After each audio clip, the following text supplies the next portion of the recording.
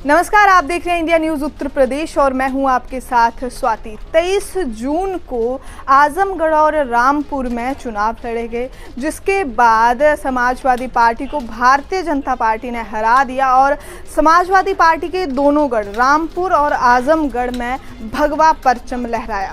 क्या वजह रही समाजवादी पार्टी के हारने की, इसका जवाब आइए जनता से जानते हैं। देखिए वीडियो।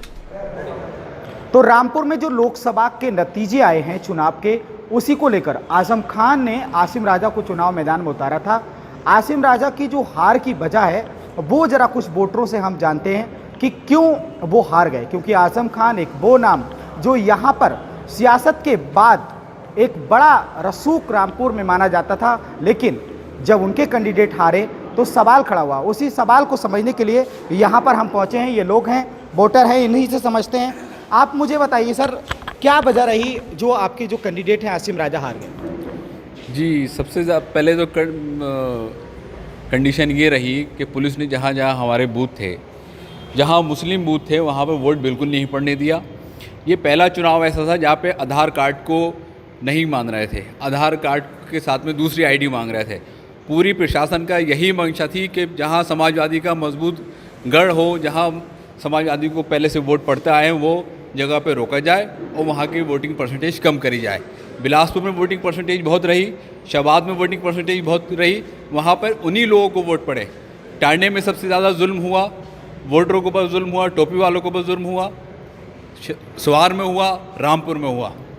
आप बताओ सर, क्यों हार गया आसिम राजा, क्या वजह रही? अब ये इलेक्शन हमारा था ही नहीं, ये इलेक्शन तो पुलिस से हुआ है, पुलिस वर्सेस समाजवादी हुआ इलेक्शन। मैं बताऊं, फुरकानिया पे मैं था, लोग नमाज पढ़ने नहीं आए।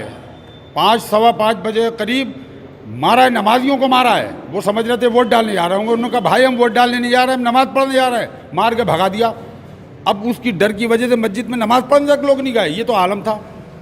फिर ये लाओ, अच्छा बेवजह मार रहा हूँ। सड़क पे एक तो सुनसाना है, अरे एक आदमी अगर चलते हुए आ रहे हैं 300 मीटर दूरी पे, उनको मार रहा हो आप बेवजह। आप बताओ सर, गए तो जिस तरह से ये लोग बता रहे हैं तो क्या चीज़ें थी या सही बोल रही है?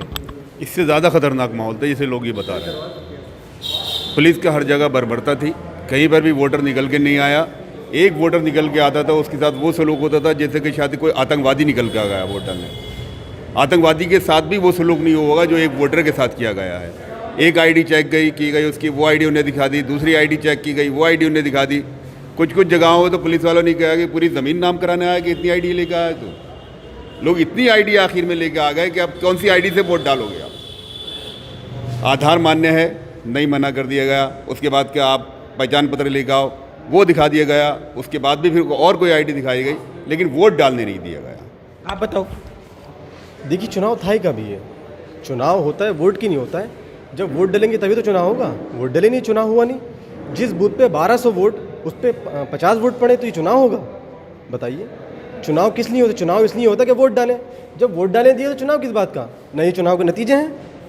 अगर जब हम वोट डालेंगे ये भी तो चुनाव होगा, हमें वोट डाले ही नहीं दिया।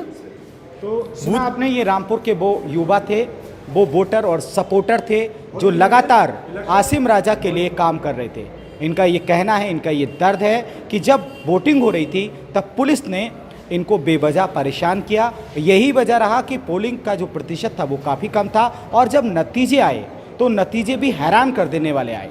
क्योंकि समाजवादी पार्टी के जो नेता हैं आजम खान, वो बिल्कुल अपनी जीत को लेकर आश्वस्त थे।